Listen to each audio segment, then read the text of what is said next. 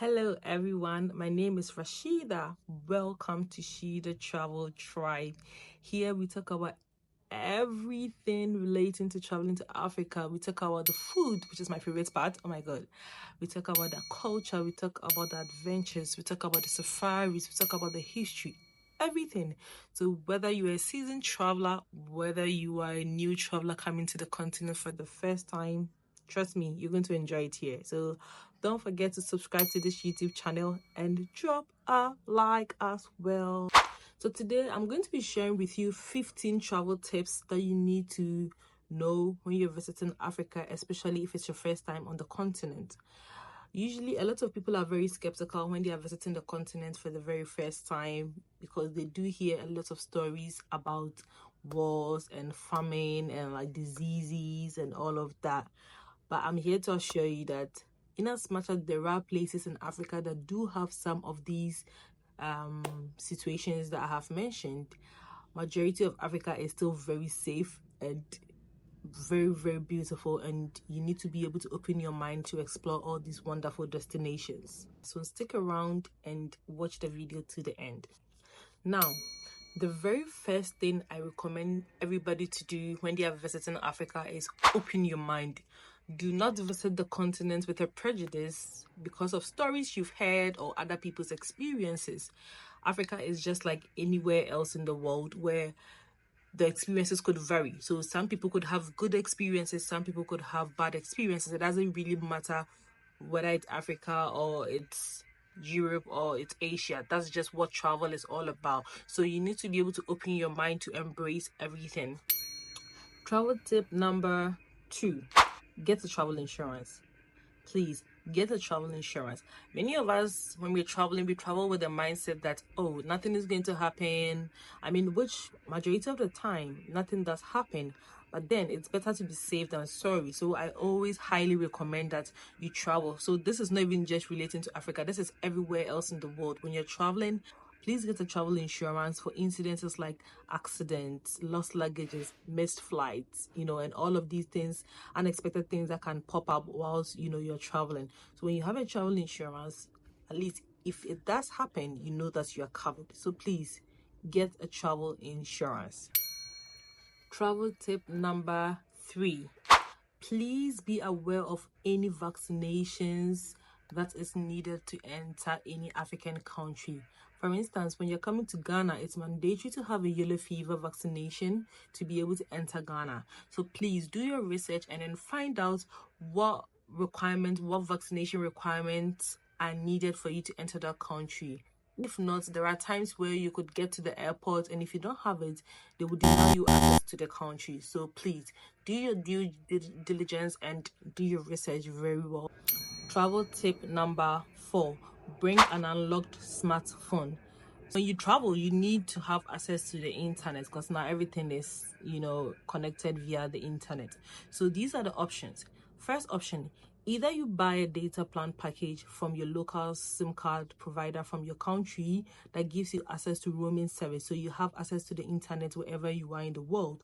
Or the second option is, if you do plan to buy a local SIM card, then make sure you're bringing along an unlocked phone. If you bring a locked phone, it will not be able to pick the SIM cards because most of the African countries, have SIM cards. And if your phone even uses the eSIM, sometimes it's a little bit difficult to get the eSIM service because some countries, depending on where you're going to be, you might have to go to like the main office of some of the local service providers in that country to be able to get the eSIM service. So getting a physical SIM is the easiest option compared to the eSIM card. So if you're getting a physical SIM and your phone is locked, that's going to be a problem for you because you will not be able to, insert the SIM card in it, and the phone will not be able to pick that SIM card. So it's better to bring an unlocked phone so that you're covered. Travel tip number 5, ask locals for permission before you take their pictures. I understand that sometimes if you're traveling to Africa, especially if it's your first time, there are so many things that are going to be so different from what you see back home and very fascinating, and you would want to capture all those moments to share with your loved ones back home. But please, it's considered very rude to just start taking pictures of people without having to ask them for permission. So I would highly recommend that if you go there and you do want to take pictures of the locals, especially if you go to remote communities and you want to take pictures with the locals, ask them for permission.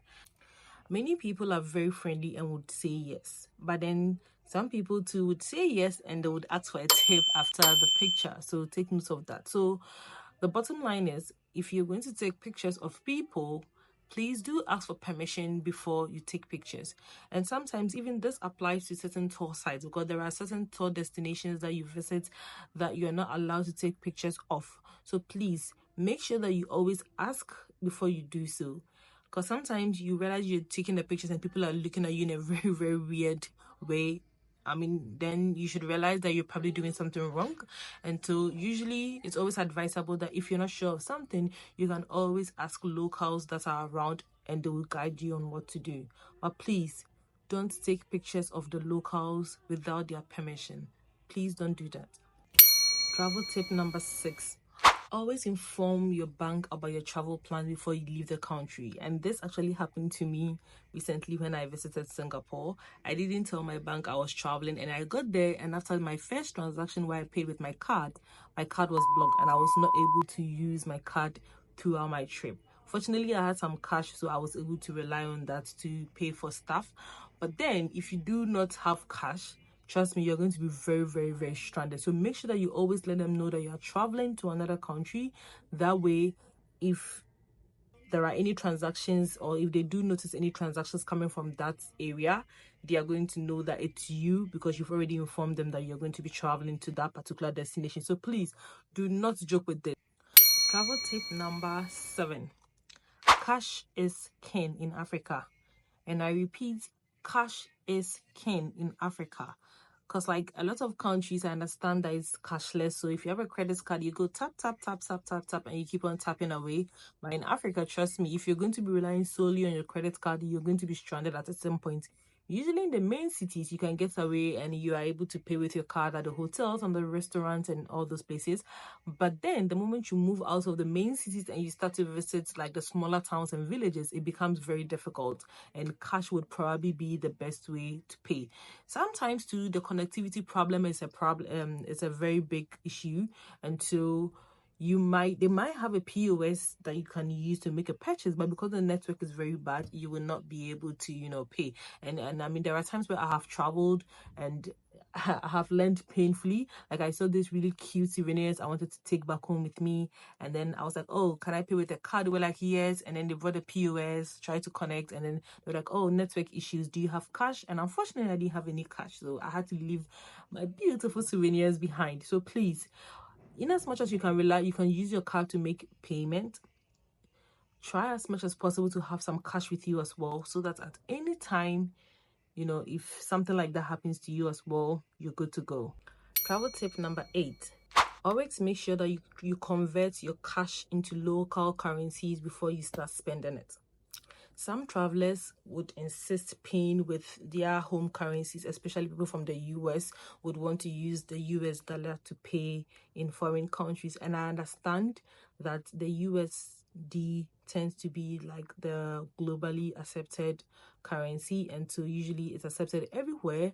But then it goes against you if you decide to pay in USD, because usually they give you bad exchange rate, and if you pay with a denomination that requires you to take back change, it becomes very difficult because they don't spend USD. So if they have to give you your change back in USD, that becomes a problem. And even if they do get a change for you, they would want to pay you in the local currency back. So assuming you buy something for $50 and you give them $100 note, and they're supposed to give you a $50 change back, they would want to pay you the equivalence of that $50 in the local currency and pay you the local currency of that equivalent, the $50 equivalence change. So just for your own peace of mind, just make sure that you have the local currency on you and then pay with that. If it's, let's say, 500 Ghana cedis, just pay 500 Ghana cedis and you're done. Don't waste your time trying to convert and going back and forth about what the exchange rate is and all of that. It's just not worth the hassle. So please make sure that you convert your money to local currency before you start spending. Travel tip number 9. Be smart with hustlers. I mean, a lot of touristic places in Africa have a lot of hustlers, and I mean, we do respect the hustle, right? We do respect the hustle. Everybody gotta eat, so we respect that. I mean, usually you try to blend in, but then the locals, especially in very touristic places, are very, very sharp and smart. And so they'll be able to fish you out if you are not a local yourself. So usually they try to sell you things, especially at a very, higher price than the normal market price. And most of these people are not harmful, they are harmless. They're just trying to make a living, and we respect that. But then, if you do get approached by some of these vendors or some of these sellers who are trying to sell you things and you're not interested, you can just smile politely and say no, thank you, and then off you go. There is no need to be rude, just be very polite and just tell them no, thank you, and then you're on your way. If you meet any stranger or any local or a vendor and they ask you if this is your first time in that country, I will recommend you say no. That's what I always do. I say no, because usually when they realize it's not your first time, they know you already know, the gist and, all the tricks in the country. So they don't really bother you as much as if you tell them it's your first time visiting the country. So usually they ask, have you been here before? Is this your first time? I'm like, oh no, I've been here numerous of times, even when it's my first time in that country. I usually answer this way because I want them to believe that I have a good idea what the country is like, and I'm not a stranger to the country, and I do know people in the country. I usually say I'm not a stranger to the country for safety reasons as well, because when they do believe that you know people in the country and it's your first rodeo in that country, usually they don't really bother you that much, and also they feel like you're almost like one of them because it's not your first rodeo and you've been here multiple of times. You already know how the country is like and all of that.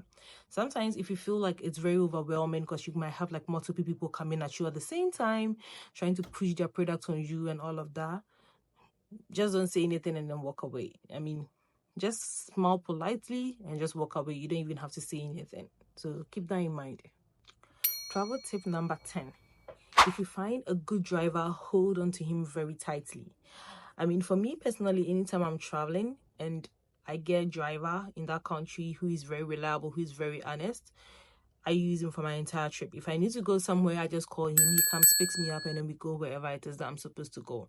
Of course, usually there are options, like in Africa, there are options like Uber and Bolt and Yango and all of these rideshare apps that you can use. And usually I recommend that for people who are visiting the country on a short-term basis, like tourists just for a few days.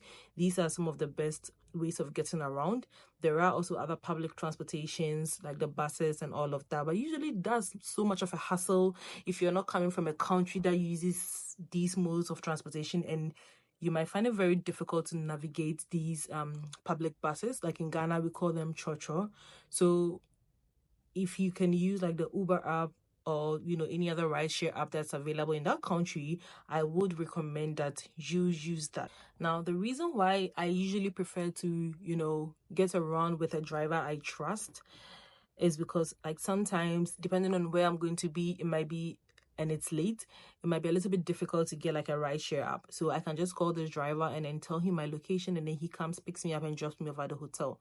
Usually you can just speak to the hotel receptionist or wherever you're staying, the local you trust, and they can recommend a very good driver to you, and you're going to be in safe hands. So please, if you do find a reliable driver, hold on to him as tightly as you can. Travel tip number 11. Do a thorough research to understand the country's culture, the people, and any other risks that are present in that particular country. I mean, in Africa, we take our local customs very, very, very, very, very, very seriously. And so if you're traveling, sometimes you could be offending people without even realizing you're offending them. Like, for instance, in most African countries, it's considered very rude to hand over things with your left hand. And as a foreigner, you might not know this and you would go about doing this, and some people might take offense to it. So sometimes it's very good to do a thorough research of where you're going, what some of the local customs are, just to familiarize yourself with what is accepted and what is not accepted. Also, in terms of safety and risks that are present in the country, it's very good to have a very good idea of where the risks are present so you can avoid those places. There are times where maybe not the whole country is unsafe, but then there are just certain places that have, like, certain crimes and other things. So you would want to know all of these things so that you avoid such areas and just visit or situate yourself places that are very safe. Travel tip number 12. Always have a copy of your documents on your phone or printed out, like your passport, your visas, your travel insurance, and any other important document that is needed during your travel. Just have a photocopy of it, or do have like a copy of it on your phone, so that if you're traveling, because I usually don't like to travel, like when I travel and I get to the country, I don't like to take my passport around because I can easily lose it. So I prefer to leave it at the hotel in a safe.